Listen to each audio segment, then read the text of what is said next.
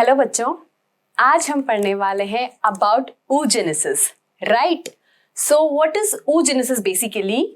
The process of gamete formation in females is known as oogenesis, right?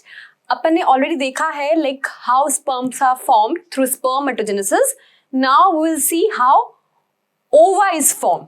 ठीक है, तो बच्चों एक बात याद रखना, यहाँ जो हम पढ़ने वाले हैं oogenesis, तो बेसिकली जो ह्यूमन का oogenesis होता है उसमें बहुत चेक पॉइंट्स होते हैं, बहुत बार वो अरेस्ट होता है, राइट? तो बेसिकली ये ध्यान समझिएगा एज इसके बहुत सारे क्वेश्चंस भी आपको नीट में आते हैं, राइट? तो ध्यान से ये टॉपिक समझना अबाउट oogenesis. ओके, सो बच्चों क्या होता है oogenesis? The process of haploid gamete formation in females in ovary is known as oogenesis. तो साइट क्या है oogenesis का? तो site of oogenesis is ovary, right बच्चों? हमने बात किया था site of spermatogenesis seminiferous tubule था, वैसे ही हमारा साइट ऑफ oogenesis क्या है? साइट है क्या? ओवरी. ठीक है, ओवरी में होता है. सो ये बेसिकली आपका जो टेक्स्ट बुक का प्रोसेस है oogenesis का, वही मैंने लिया है. मैं आपको पूरा समझाऊंगी, डोंट वरी. तो इसमें आप देखना कि एक कुछ फीटल लाइफ लिखा हुआ है, ठीक है, यानी कि जो जर्म सेल बनना स्टार्ट होता है फीमेल में जब वो अपनी मदर के वूम में होती है तभी स्टार्ट हो जाता है.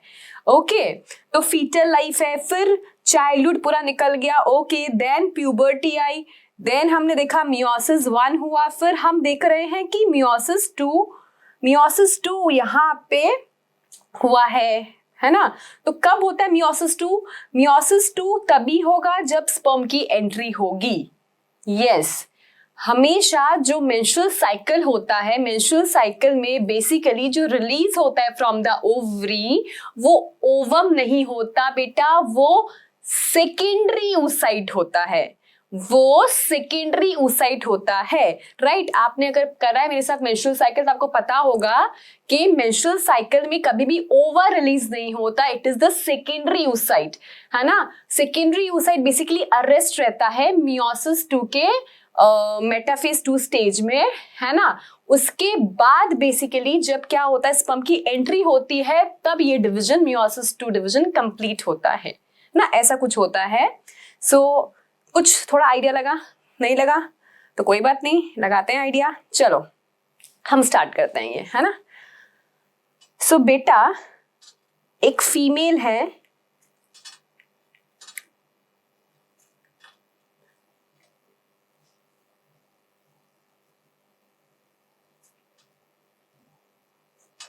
एंड शी इज प्रेग्नेंट, समझ लो. ओके, एंड इसके वूम में जो बेबी डेवलप हो रहा है, इसके वूम में जो फीटस डेवलप हो रहा है, वो भी क्या है? एक फीमेल है, मतलब बेबी गर्ल है ना? फीटस जो है वो बेबी गर्ल है. देखो समझो सही से, एक फीमेल प्रेग्नेंट है ना, मतलब मदर, एंड उनके वूम में जो बेबी है, बेबी गर्ल, उसके ओवरी की हम बात कर रहे हैं. ठीक है, तो हम बेसिकली ये जो फीमेल है, हम इसकी ओवरी की बात करेंगे. ठीक है, सोचो इसकी ओवरी में ये सब हो रहा है, कितना कॉम्प्लिकेटेड है ये चीज. तो हम बेसिकली जो प्रेग्नेंट मदर है, तो उसके वूम में जो फीमेल बेबी है ना, बेबी गर्ल है, उसकी ओवरी का मैं ये डायग्राम ऐसे बनाई हूं. समझ में आया इतना? ओके, सो बेटा क्या होता है समझिए. ओवरी का स्ट्रक्चर आपको पता है ना? ओवरी का जो स्ट्रक्चर होता है उसमें ट्यूनिका एल्बुजिनी जो मैंने बनाया, दिस इज ट्यूनिका एल्बुजिनी, और इसके बाहर आपका क्या होता है? बेसिकली जर्मिनल एपिथेलियम होता है ना? It is germinal epithelium. क्या है बेटा ये? जर्मिनल. किस शेप का है? क्यूबॉइडल. जर्मिनल एपिथेलियम कैसा होता है बेटा? क्यूबॉइडल शेप का होता है. जर्मिनल एपिथेलियम है, किस शेप का है? क्यूबॉइडल शेप का है. ओके, ठीक है. ये क्या करता है बेटा? ये जर्म सेल, ये जर्म सेल बनाना स्टार्ट कर देगा, ये जर्म सेल बनाना स्टार्ट कर देगा। ठीक है, किसकी बॉडी में? बेबी गर्ल की बॉडी में इसने जर्म सेल बनाना स्टार्ट किया, जिसे हम बोलते हैं क्या? oogonia। क्या बोलेंगे हम? oogonia। अगर मेल की बात करूं मैं, तो मेल में सेमिनिफरस ट्यूब्यूल के अंदर, basically seminiferous tubule is lined by cuboidal germinal epithelium and that forms your spermatogonia. यहाँ पे जो फीमेल की जर्म सेल्स है उसे हम बोल रहे हैं क्या? oogonia। कब हो रहा है ये बेटा? फीटल लाइफ में। ये सब काम कहाँ चल रहा है? ये सब काम चल रहा है फीटल लाइफ में ही, गर्ल की फीटल लाइफ में ये सब हो रहा है ना। अब oogonia में बेटा माइटोसिस होगा। oogonia में क्या होगा? oogonia में आपका माइटोसिस होगा और बन जाएगा क्या? और बन जाएगा प्राइमरी oocyte। ठीक है बच्चों, oogonia में माइटोसिस हुआ, मतलब oogonia का नेचर क्या है? अगर मैं नेचर की बात करूं तो oogonia इज बेसिकली डिप्लॉयड, तो प्राइमरी oocyte भी क्या है बेटा? डिप्लॉयड ही होगा। प्राइमरी oocyte भी हमारा क्या होगा बेटा? डिप्लॉयड ही होगा, राइट। तो बेसिकली oogonia में माइटोसिस हुआ एंड क्या बन गया हमारा? हमारा बन गया प्राइमरी oocyte। क्या बन गया? प्राइमरी oocyte बन गया। It is also diploid in nature, it is also diploid in nature. Clear इतना? ओके। इसके बाद क्या होता है? प्राइमरी, ये जैसे समझो ये प्राइमरी ये जो oogonia है ना, तो अब यहां से oogonia से मैं आपका ये बना देती हूं, बन गया प्राइमरी oocyte। प्राइमरी oocyte ये जो भी ऑरेंज कलर है इसी से बना देती हूँ। तो प्राइमरी oogonia नहीं, oogonia से बन गए आपके माइटोसिस से बहुत सारे प्राइमरी oocyte बन गए। अब देखो क्या हुआ।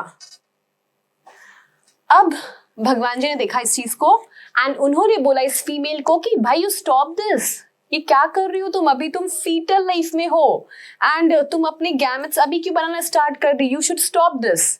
ठीक है, तुम ये स्टॉप करो। फाइन। पर ये नहीं मानी, ये फीमेल तब भी नहीं मानी। इसने माइटोसिस तो किया, अब इसने मियोसिस स्टार्ट कर दिया बच्चों। यस, ये क्या करती है? ये मियोसिस स्टार्ट कर दी भाई। मियोसिस के आपको पता है 2 फेजेस होते हैं, है ना? Meiosis 1 and meiosis 2। Cell division होता है ना, जो मियोसिस 1 एंड मियोसिस 2। फिर मियोसिस 1 के आपके 4 फेज होते हैं, प्रोफेज 1, प्रो मेटा एना Tillo, prophase 1, metaphase 1, anaphase 1, telophase 1। ठीक है, इस तरह से। फिर मियोसिस 2 की भी सेम ही 4 होता है। फिर प्रोफेज 1 भी अलग 5 में डिवाइडेड होता है, राइट।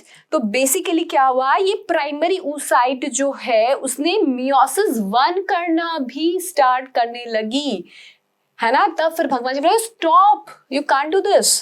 तब इसने क्या किया? प्राइमरी oocyte, यहाँ जो स्ट्रोमा रीजन है, ओवरी का पूरा जो अंदर है ना, ट्यूनिका अल्बुजिनी के अंदर, उसे हम स्ट्रोमा बोलते हैं। तो स्ट्रोमा में बहुत सारी ग्रेनुलोसा सेल्स है। स्ट्रोमा में क्या है? स्ट्रोमा में बहुत सारी क्या है आपकी? ग्रेनुलोसा सेल्स है। तो ये क्या करती है? प्राइमरी oocyte अपने आजू बाजू ग्रेनुलोसा सेल्स को इकट्ठा कर लेती है। ठीक है, बैठाती है और बोलती है देखो मेरे साथ कितना बुरा हुआ, मैं तो मियोसिस 1 स्टार्ट कर दी थी, लेकिन मुझे मियोसिस 1 के प्रोफेज 1 में अरेस्ट कर दिया गया। मुझे मियोसिस 1 के प्रोफेज 1 में अरेस्ट कर दिया गया। ठीक है, और अब देखो मैं डिवाइड नहीं हो सकती। ठीक है, तो बेसिकली प्राइमरी oocyte को जब ग्रैनुलोसा सेल सराउंड कर लेती है, जो ये स्ट्रक्चर बनता है, इसे हम क्या बोलते हैं? इसे हम बोलते हैं प्राइमरी फॉलिकल। समझ में आया बच्चों? इसे हम क्या बोलते हैं? Primary follicle. तो ये सब कब हुआ? जब एक फीमेल फीटस स्टेज में है, वो डेवलप हो रही है, तब उसकी ओवरी में क्या होता है? प्राइमरी फॉलिकल्स बन चुके होते हैं। ठीक है, तो वो बैठा रही थी, सबको बता रही थी। इतने में क्या होता है? इतने में इसका पार्चुरेशन आ जाता है। अब ये फीटल जो है इसका क्या हो जाएगा बेटा? अब इसका बॉर्न हो जाएगा। ठीक है, अब इसका बॉर्न हो जाएगा। इतना क्लियर हुआ? बेटा देखो क्या होता है, जब ये बने ना, इस स्टेज में प्राइमरी फॉलिकल्स लाखों में होते हैं, लाखों में होते हैं, लेकिन जब तक प्यूबर्टी आती है, जब तक प्यूबर्टी आती है तब केवल आपके 60,000 टू 80,000 ही प्राइमरी फॉलिकल्स बचते हैं, सारे डीजेनरेट हो जाते हैं। इस प्रोसेस को हम बोलते हैं, जो प्राइमरी फॉलिकल आपके डीजेनरेट होते हैं, ठीक है, लाखों होते हैं, लैक्स में होते हैं, और आते आते 60 to 80 हो जाता है, तो इस चीज को हम क्या बोलते हैं? Follicular atresia. इस चीज को बोला जाता है फॉलिकुलर एट्रेसिया। ठीक है, तो देखो हुआ क्या, एक फीमेल ने अपने अंदर ऊगोनिया बना लिया, है ना, जर्म सेल्स, ऊगोनिया। अब ऊगोनिया माइटोसिस कर करके प्राइमरी oocyte बना ली। जब प्राइमरी oocyte बना तो भगवान जी ने उसे देखा, भाई तुम क्या कर रही हो, तुम इस स्टेज में डिवाइड हो रही हो। वो फिर भी नहीं मानी, वो मियोसिस 1 करने लगी, है ना। फिर मियोसिस 1 का प्रोफेज 1 स्टार्ट हो गया। फिर भगवान जी ने उसे बोला तुम्हें अरेस्ट होना ही पड़ेगा, कांट डिवाइड नाउ। ठीक है, अब क्या हुआ, उसने बैठक बैठाई और स्ट्रोमा में जो ग्रैनुलोसा सेल्स उनको अपने पास बुलाया और उसको अपनी दुखभरी कहानी बताई कि देखो मुझे डिवाइड नहीं होने दिया जा रहा। जब प्राइमरी oocyte को ग्रैनुलोसा सेल्स कवर कर लेते हैं, उस स्ट्रक्चर को हम क्या बोलते हैं? उस स्ट्रक्चर को हम बोलते हैं प्राइमरी फॉलिकल। उस स्ट्रक्चर को हम क्या बोलते हैं? Primary follicle. समझ में आया? प्राइमरी oocyte बेटा एक सेल है ना, उसके अंदर बेसिकली मतलब डिप्लॉइड सेल है ना, न्यूक्लियस सेल है ना, डिप्लॉइड सेल है, और उसकी सराउंडिंग जो सेल्स है उसे हम ग्रैनुलोसा सेल्स बोलते हैं। तो इस पूरे स्ट्रक्चर को हम बोलते हैं प्राइमरी फॉलिकल। जो अगर एक फीमेल का बर्थ हो गया उसके बाद कोई भी प्राइमरी फॉलिकल उसमें एड अप नहीं हो सकता। ठीक है, समझ में आ गया इतना? अब क्या हुआ, उसके पास प्राइमरी फॉलिकल्स है ना। अब वो बच्ची बड़ी हो रही है। अब क्या होगा, she will reach the puberty basically, है ना। She will reach the puberty, उसको नहीं पता ये चीज, but she will reach the puberty. तब क्या होगा, देखो अब क्या होता है, ये प्राइमरी फॉलिकल कन्वर्ट होगा किस स्ट्रक्चर में बेटा? प्राइमरी फॉलिकल जो है वो आपका कन्वर्ट होगा सेकेंडरी फॉलिकल में। प्राइमरी फॉलिकल जो है वो कन्वर्ट होगा सेकेंडरी फॉलिकल में। अब सेकेंडरी फॉलिकल में क्या होता है बेटा? कुछ नहीं, ये आपका अंदर क्या है बेटा? प्राइमरी oocyte, है ना। मैं येलो से ही बना देती हूँ। ये देखो आपका क्या है, बेसिकली ये प्राइमरी oocyte है। प्राइमरी oocyte को क्या हो रखा है? ग्रैनुलोसा सेल्स ने सराउंड कर रखा है, ग्रैनुलोसा सेल्स ने सराउंड कर रखा है। अब इसको और ग्रैनुलोसा सेल सराउंड कर लेती है ना, thick layer of granulosa cells बन जाती है, thick layer of granulosa cells बन जाएगी, और उसके आजू बाजू कोई दूसरी और सेल्स बन जाएगी जिसे हम बोलेंगे क्या? Theca sales.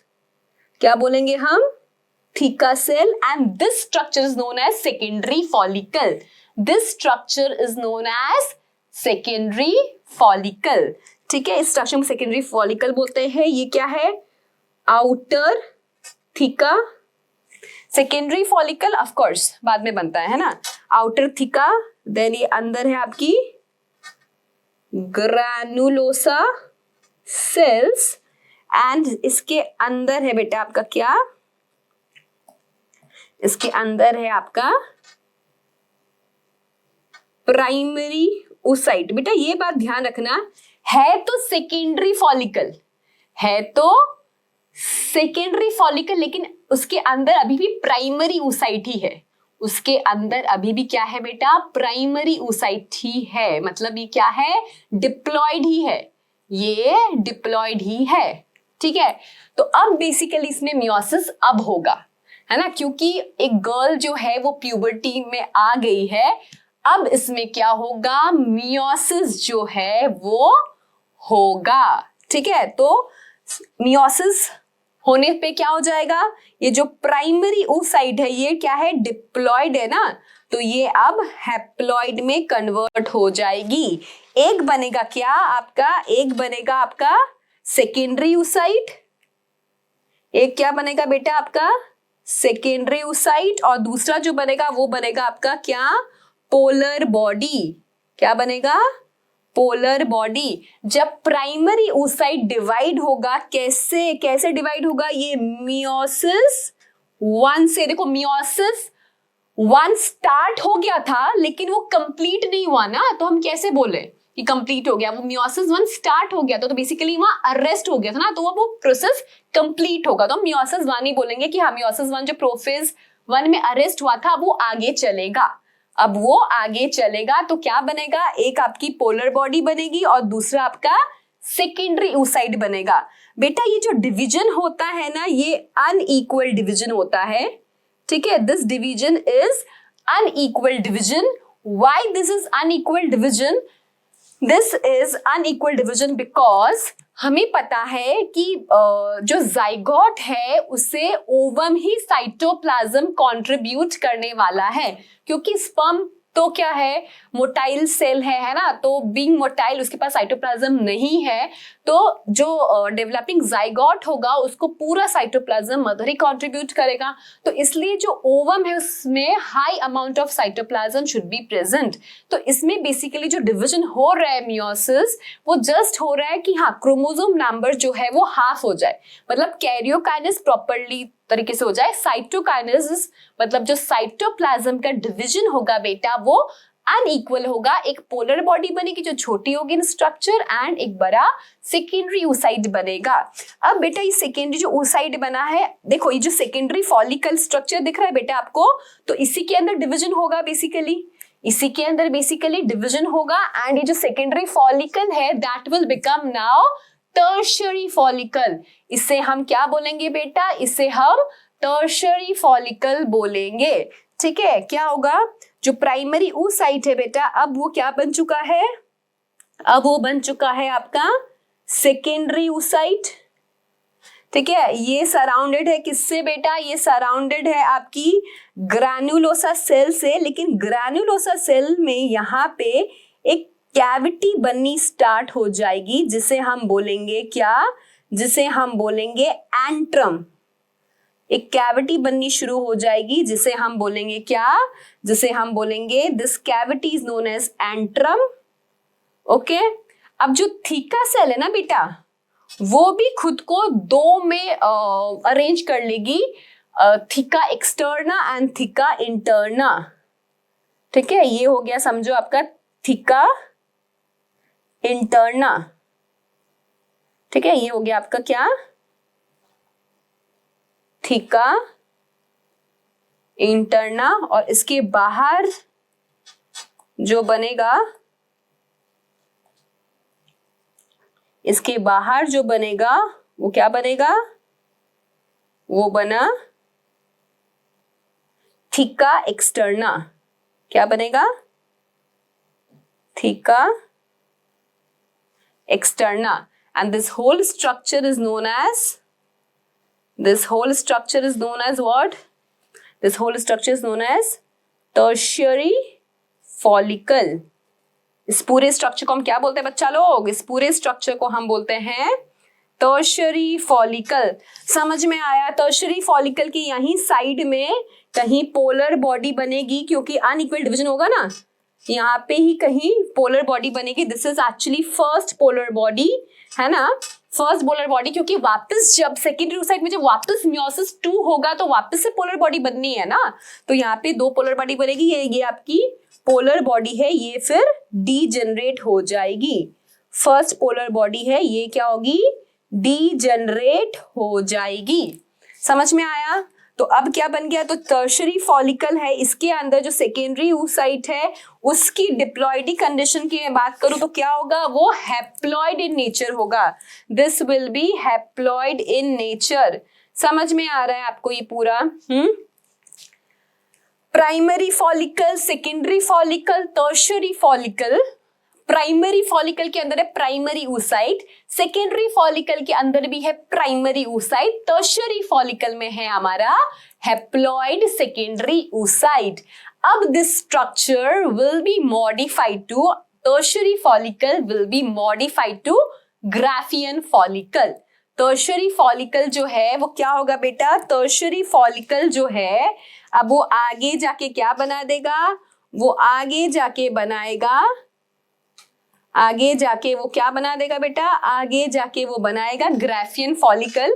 ऐसा ही बेटा समझो स्ट्रक्चर है ना. And Graafian follicle will release this secondary oocyte. Graafian follicle ये सेकेंडरी oocyte जो है वो रिलीज कर देगा. देखो फीमेल रिप्रो आपको याद ही होगा है ना स्ट्रक्चर.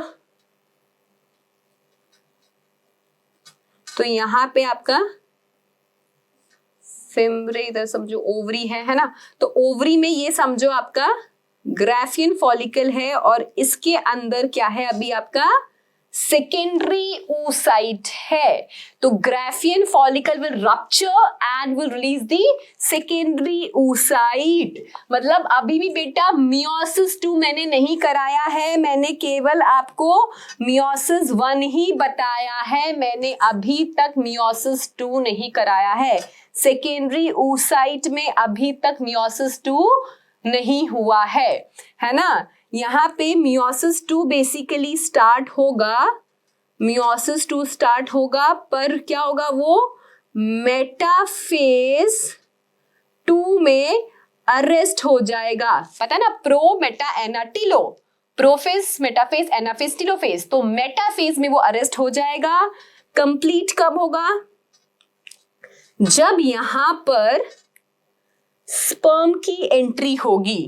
जब स्पर्म की एंट्री होगी तब क्या होगा, स्पर्म की एंट्री होने पे, स्पर्म की एंट्री होने पे जो आपका सेकेंडरी oocyte है, जो आपका हैप्लॉइड सेकेंडरी oocyte है, उसमें मियोसिस 2 कंप्लीट होगा, उसमें मियोसिस 2 कंप्लीट होगा बच्चों. एंड बनेगा फिर से वही अनइक्वल डिवीजन होगा.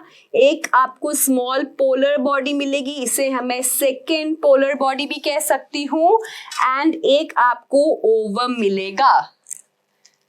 ठीक है, तो कितनी बार इसको रोका गया है डिवाइड होने से. प्यूबर्टी आ गई और फिर क्या हुआ, फिर भगवान जी ने मियोसिस 1 कंप्लीट कराया और जैसी सेकेंडरी oocyte मियोसिस 2 में प्रवेश की, प्रोफेज 1 करी, 2 जो है वो कर ही रही थी, लेकिन उसे नहीं करने दिया एंड रोक दिया और बोला कि जब स्पर्म की एंट्री होगी तभी तुम मियोसिस 2 कंप्लीट कर सकती हो. समझ में आया? ओके बेटा, ये जो आपकी सेकेंडरी oocyte है, जब ये बाहर आती है तो ये पूरा स्ट्रक्चर बाहर लेकर आती है. जैसे जो सेकेंडरी oocyte है तो इसकी कवरिंग होती है ना. इसके पास बहुत सारी कवरिंग्स होती है. इसके पास होता है जोना पेलुसिडा, इसके पास होता है कोरोना रेडिएटा. तो बेसिकली होता क्या है बच्चों, देखो ये जो oocyte बनता है ना, जो सेकेंडरी oocyte बना, तो सेकेंडरी oocyte जो है इसके पास ना कवरिंग होती है. एक तो नॉन सेल्यूलर कवरिंग होती है जिसे हम बोलते हैं जोना पेलुसिडा. ठीक है, ये किसकी होती है बेटा zona pellucida? It is a glycoprotein. ठीक है, ग्लाइकोप्रोटीन की बनी होती है. ग्लाइकोप्रोटीन मतलब कार्बोहाइड्रेट प्लस प्रोटीन. ग्लाइकोप्रोटीन है मतलब इट इज नॉन सेल्यूलर. ठीक है, ये नॉन सेल्यूलर एक लेयर होती है मेड अप ऑफ ग्लाइकोप्रोटीन. फिर कुछ ग्रैन्युलोसा सेल्स जो है वो मॉडिफाई होके एक स्ट्रक्चर बना देते हैं जिसे हम बोलते हैं क्या, जिसे हम बोलते हैं कोरोना रेडिएटा. जिसे हम क्या बोलते हैं, कोरोना रेडिएटा. तो this is basically the structure of your secondary oocyte जो रिलीज होता है. ठीक है, जो सेकेंडरी oocyte रिलीज होता है तो जब वो बाहर निकलता है ना तो ऐसे ही नहीं निकल जाता. सेकेंडरी oocyte अब बाहर जाएगा है ना, तो बोलेगा कि भाई मैं तो फीमेल हूं तो I need some body card and everything, है ना। तो बेसिकली जो सेकेंडरी oocyte है उसके बाहर जोना पेलुसिडा होता है, उसके बाहर कोरोना रेडिएटा होता है, मतलब बहुत सारी प्रोटेक्शन के साथ ही क्या होगा, आपका जो सेकेंडरी oocyte है वो बाहर आएगा। क्लियर हो गई बात ये? oogenesis क्लियर है? चलो एक बार हम ये वाला डायग्राम फिर से समझ लेते हैं। फ्लो चार्ट, डायग्राम तो क्या बोलूं, फ्लो चार्ट, ठीक है। तो बेसिकली क्या हुआ, बहुत सारे ऊगोनिया जर्मिनल एपिथेलियम से बन गए। कब? फीटल लाइफ में क्या था, डिप्लॉयड इन नेचर था। ये क्या है, ऊगोनिया। इसमें क्या हुआ बेटा, ऊगोनिया में माइटोसिस होता गया, माइटोसिस होता गया एंड ये क्या बन गया आपका, ये बन गया आपका प्राइमरी oocyte।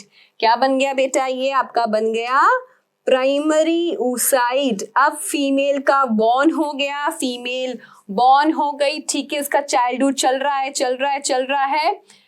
अब क्या होगा, अब आपका होगा प्यूबर्टी एज। प्यूबर्टी एज जैसे ही आएगा तो मियोसिस 1 जो है वो कंप्लीट हो जाएगा एंड आपको मिल जाएगा एक छोटी पोलर बॉडी और एक हैप्लॉइड सेकेंडरी oocyte, ठीक है। और ये क्या है, आपकी पोलर बॉडी है।